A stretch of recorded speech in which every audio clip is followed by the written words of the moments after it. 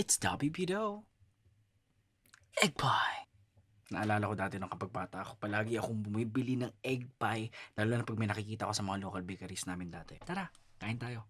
Actually, hindi naman talaga ako gumagamit ng tinidor para sa egg pie, pero you wanna do clean talk. You wanna look clean. Pero, hindi kasi sapat kapag hindi mo kinain yung egg pie ng gamit ang iyong kamay eh.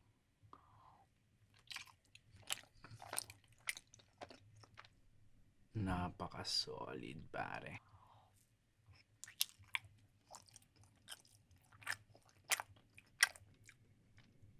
Hindi dapat nilalaro yung pagkain pero makikita mo yung sobrang lambot niya eh. Oh.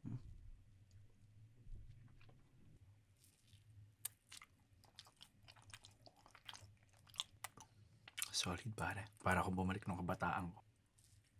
Mm.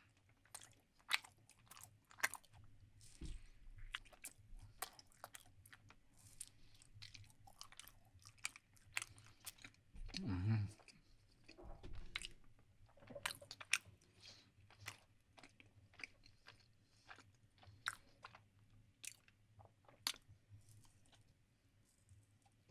Mm.